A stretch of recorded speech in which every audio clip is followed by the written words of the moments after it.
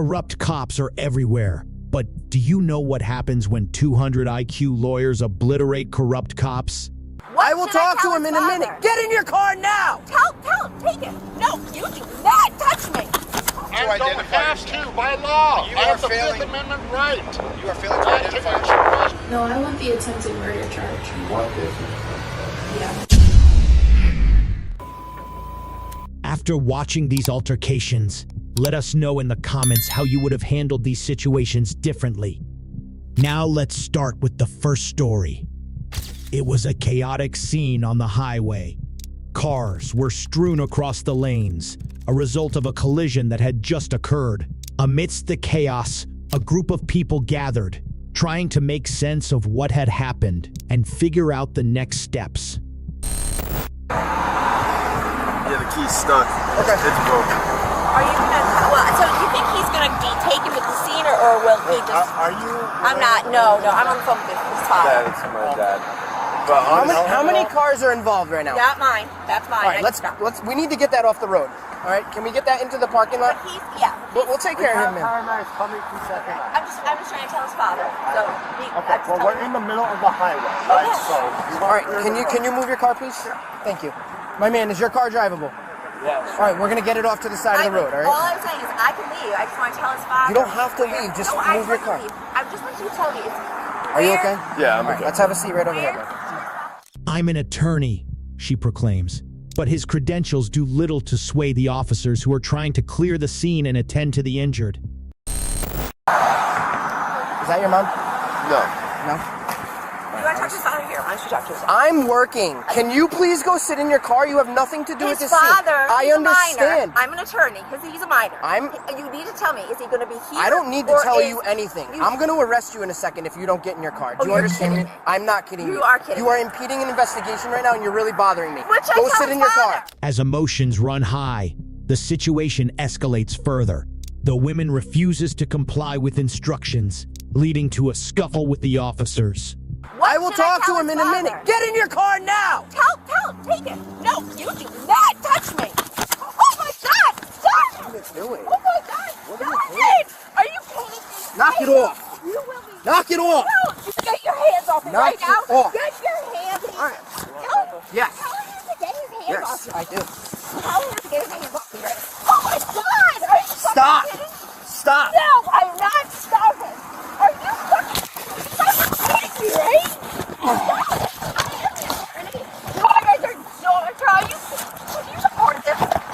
It's recording. Record it. I'm wearing a body cam. Record it. I understand, but why am I under arrest? Because you weren't listening to anything we were saying.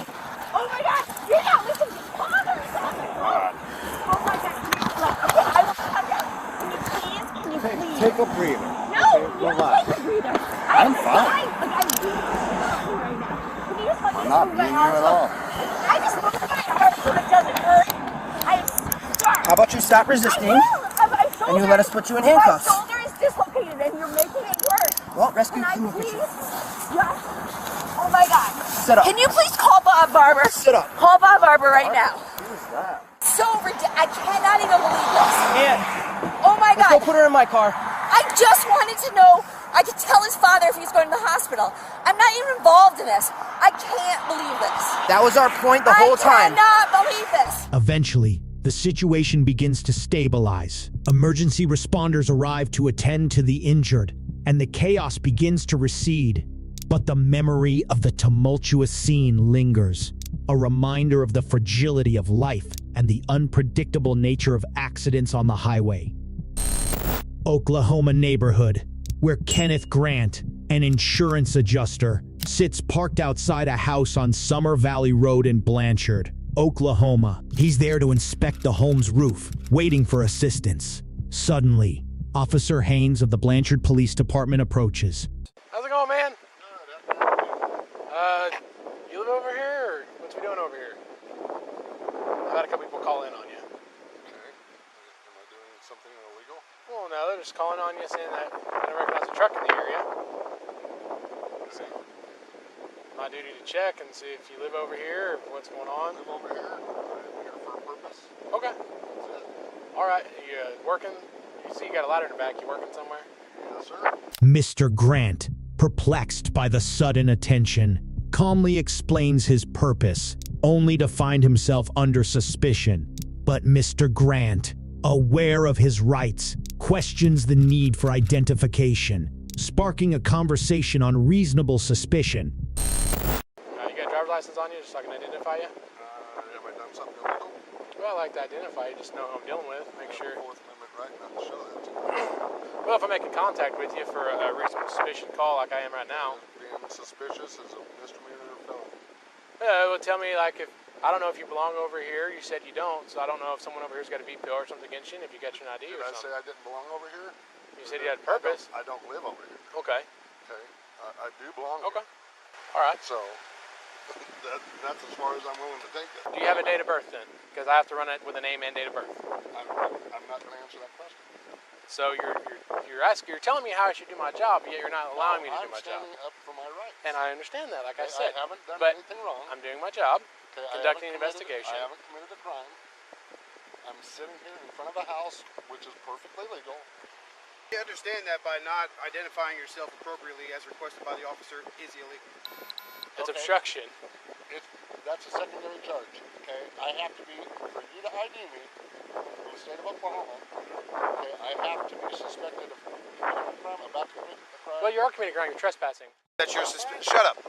Somebody has called First off, in. You don't tell me to shut up. I'll tell you what I want to tell you. Well, And you are also required by law, not required by upon request If I from show law you- if I show enforcement, the state to statute- ID yourself. As the encounter progresses, Officer Haynes consults with Assistant District Attorney Travis White, hoping for leverage to compel Mr. Grant's identification. Hey, Travis. Hey, what's up, man? Nothing. Sorry to bother you. I got a random question for you, though. Well, But- technically, there's no obligation for him to identify himself. I mean, unless you've got reasonable suspicion that he's committing a crime. Well, the thing is I have no reasonable suspicion to believe that he's not committing a crime because he has a ladder in the back of the truck and he's in front of houses that aren't occupied right now. Yeah, there's no compelled ID statute in Oklahoma. I have to think about. I mean, do you have anything else to suggest that he might be involved in something illicit? Well, I'm curious why a man from Oklahoma City is parked on a dead-end road in Blanchard, and he has no. I asked him if he lives here, and he says I don't answer questions. He asked if he was free to leave, and I said no. At this time, I have my emergency equipment activated, and I'm trying to investigate. Well, I'll tell you what. If you're going to drive away, absolutely you can pick him up because he's driving he's operating a motor vehicle, but you don't have a traffic violation at that point. Well, I follow him out of town until I get one. However, Mr. White advises against it, highlighting the absence of reasonable suspicion. Meanwhile, Chief Stacy White arrives, swiftly siding with his officers, convinced of Mr. Grant's guilt despite lacking concrete evidence. What are you arresting him for? Huh? He hasn't violated really a crime yet. So Are you investigating a crime or possible crime? possibly? Okay, suspicious he's vehicle. obstructing an officer from doing his duty, right? Okay.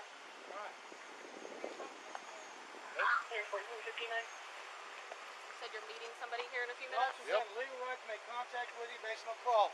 And I don't And have you're to answer obstructing questions. I'm not here to listen to you. I'm here to tell you what's going on.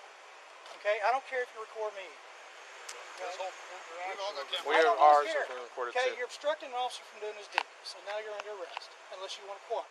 Chief White attempts to justify the detainment under vague obstruction statutes, facing resistance from Mr. Grant. Okay, but I'm why just do I have to saying. answer questions? I'm I'm just- here for a legal reason. Wait, got a call. I'm Can I not. get I'm just your not date of answering birth? questions. Can I get your date of birth? You're failing I to don't identify have yourself. to by law. You I are have the failing- Fifth Amendment right You are failing to not to identify answer yourself. questions. You What have law to have I identify broken? yourself. What law have I broken to identify Is there anybody myself? in this house? Let's see if there's anybody at this Put him house. in handcuffs. What law have I done? Turn around and try to back for a second. As tensions escalate, Mr. Grant remains composed, asserting his rights and offering cooperation, which ultimately leads to confirmation of his innocent intent. The story concludes with Mr. Grant's commendable conduct in the face of injustice, earning him praise amidst the department's failures. It all began on February 22nd, 2022, when Beatrice Peugeot found herself in the midst of a harrowing incident. She had allegedly run over 4 individuals with her car, a crime that would send shockwaves through the community. As the police began their interrogation of Bijou, they were met with a surprising turn of events. Instead of the expected denials or lawyer-driven evasions, Bijou confessed with an unsettling calmness. She seemed almost eager to own up to her actions, even suggesting charges for herself. How far did you go in school? I'm an attorney. You're an attorney? Mm-hmm. Okay. What are my charges? Probably 4 counts of aggravated battery and another count of aggravated assault. I attempted to murder that woman. Well, conferred with the state attorney, and they don't want to charge attempted murder right now. But if you're adamant, you can always explain that to your defense attorney, but I'm sure they're willing to. No, I want the attempted murder charge. You want the attempted murder charge? Yeah. Well, because I tried to kill her, and I would like to walk out of here right now. the two don't go hand in hand, okay? What? You can't try to kill people and then just walk free. We fed you lunch. I can try and kill you. That's not going to go well. Yes, it will go well. Sit down. No, I'm not Sit going down. to sit down. I'm not playing going to games. sit down. I'm not playing Have a games seat. either. All right. No. I don't want to hurt you. I'm going to kill as many people as I can. That's not going to happen. Okay? The detective, taken aback by this unexpected cooperation, tried to reason with Bijou, but her insistence on being charged with attempted murder raised red flags. Listen, Beatrice, please sit down. We're being very nice to you. We're being very nice to you. Tell you No what, one wants to hurt you. if we charge you with the attempted murder, would you sit down? Yeah. Okay, we'll do that. Then sit down. Okay. As the interrogation progressed, Bijou's behavior became increasingly erratic. We've had a big day today. One of the things that worried me is someone said that you heard voices. What can you tell me about that? Yeah, I've been hearing voices telling me to kill myself and to kill other people. When did that start? I have a gun at my parents' house right now. Okay. And my brother took it away. Okay. He put it in a safe. Okay. I've been trying to kill myself for quite some time. I moved to Texas, Uh-huh. and I tried to kill myself in Texas, and it didn't work. I tried to shoot myself, and the gun didn't go off. Okay. And then I tried to do it again How long ago was that? last year, Okay. around April 2021. She spoke of hearing voices, urging her to commit unspeakable acts of violence against herself and others. Bijou revealed a history of mental illness, diagnosed with bipolar disorder and schizophrenia in 2019. I got diagnosed with bipolar and schizophrenia Okay. When was that diagnosis? 2019, Okay. and it ruined my life. Okay. I've been in and out of mental institutions. Uh-huh. I think this is last year was the 4th one, and they locked me up for an extended period of time. Where are they going to take me after this? I'm not sure what's going to happen next. I'm really not sure. Okay? I want to take my own life right now. Well, that's not good. And I would like to talk to you, but like I said, when you... Can I speak to a doctor? We're probably going to get you a doctor to talk to. Despite her admission of guilt, Bijou expressed a genuine desire for help. But just as hope began to flicker in the darkness, Bijou's demeanor took a chilling turn. The voices told me to do something to my little niece this morning. Did you? Mm-mm. Good. I didn't touch her. Good. Well, you have control over it. You got to keep control over it. And I don't know what all the answers are. This is, I'm not a doctor. I'm not a psychologist. I'm not a psychiatrist. So I don't know what all the answers are. But those are the people that can help you. At least get to some semblance of normalcy. Yeah, I thought about killing my little niece. How are you going to do that? I don't want to talk about it. Okay. We don't have to talk about that. Most likely by drowning. Yeah. You guys have a pool? No? No, I would have had to take her somewhere. How old's your niece? She's only 4 years old. But I hear constant. She She spoke of disturbing thoughts, of harming her own family in ways that sent shivers down the detective's spine. In the end, Bijot was charged with attempted first-degree murder, aggravated assault with a deadly weapon, and fleeing police. But her plea of not guilty by reason of insanity would ultimately change the course of her fate. Found not guilty, she was committed to a mental health institution for treatment. And so, the case of Beatrice Bijot came to a close, leaving behind a trail of unanswered questions and a lingering sense of unease.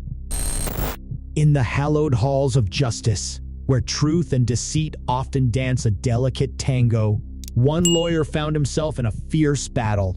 This wasn't just any case.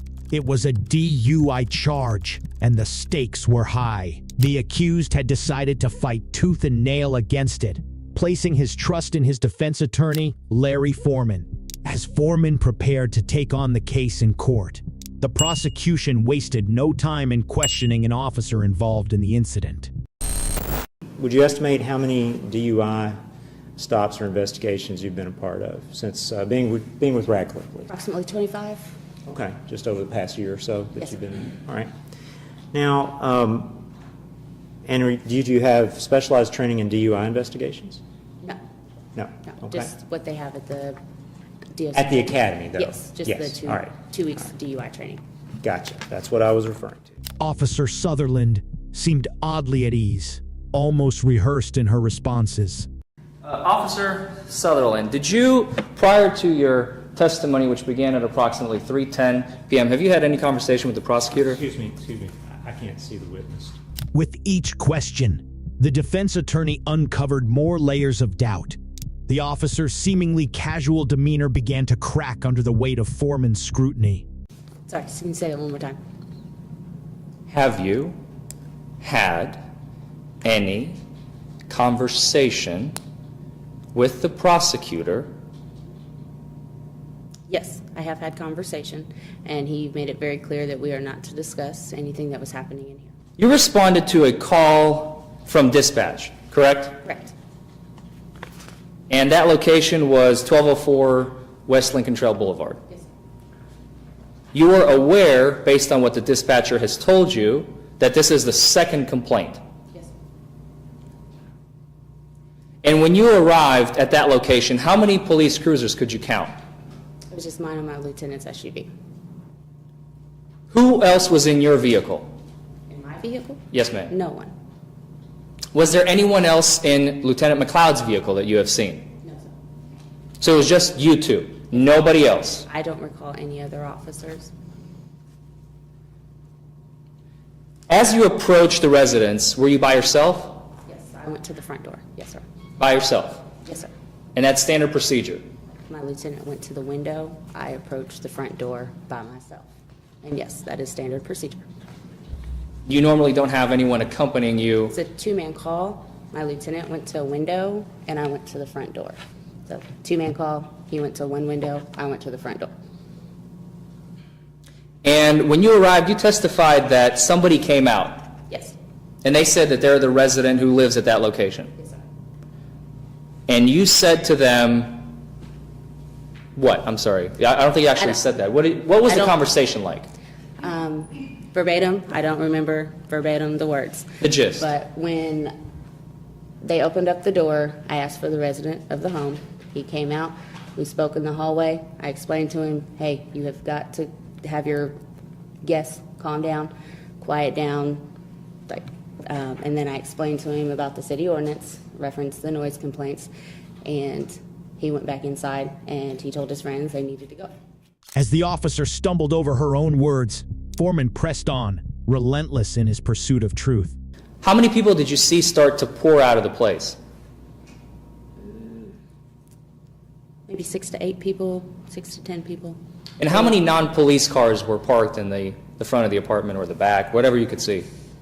I don't know the exact numbers, 10 to 15 cars, but there's a Just an parking lot. approximate is There's fine. a parking lot that adjoins with another apartment building, so there are several vehicles out there. You said that on direct examination, you don't exactly remember seeing Mr. Symington at that time, correct? Correct, sir. So you don't you only learn later what he looks like? I remember his face walking by me as he exited, but I didn't know who he was at the time, no. And you don't remember him saying, "Can I stay here? I would like to stay here." No, sir. At no point in time did I hear him say that. What would you have done if people were outside and they were not leaving, they were not going anywhere? Would you arrest them? Would you issue them citations? What would you have done? Objection. Despite the prosecution's attempts to deflect and distract, Foreman remained undeterred. Had any of them been rowdy, would you have arrested them? If they'd been rowdy? Rowdy. Objection. Same objection. Still sustained. You may rephrase the question that would not involve speculation. You had, after you saw Lieutenant, oh, actually, let me back up. I apologize. His methodical approach exposed inconsistencies in the officer's testimony, casting doubt on the integrity of the prosecution's case. While you're outside, how many additional police cruisers arrived on scene? I don't recall any other cruisers that were on this scene. I've looked at our dispatch calls for service logs. I didn't see anybody else call out there, and we have a very strict policy. If your boots hit the ground, radio better know where you're at. And I don't recall anybody else calling out there. I don't remember seeing any other vehicles in the area. So it is your testimony to these, ladies and gentlemen of the jury, today, that there were only 2 police cruisers at 1204 West Lincoln Trail Boulevard at 3 o'clock in the morning. Yes, that is my testimony. Thank you. I do not recall any other vehicles out there. Next, I would like to discuss very briefly, you have followed Lieutenant McLeod's SUV as he was leaving, correct? No. You were not at the scene where the field sobriety tests were conducted by Mr. Symington. I showed up after. It was, I don't know the exact time, but I stayed behind while he left, and I had heard his location on the radio, so shortly after he had began his traffic stop, I had headed in his direction. Did you talk to anyone on scene? On scene. I think there were some passengers, but I don't remember what our conversation was. You don't recall ever saying to one individual, "This is bullshit," pardon my language, "he should fight this," meaning he, Mr. Symington? No, at no point in time did I say that. That's all the questions I have, Judge. And when the dust settled, Foreman emerged victorious, his client's innocence upheld in the eyes of the law. Don't forget to subscribe to our channel and share your thoughts in the comments below.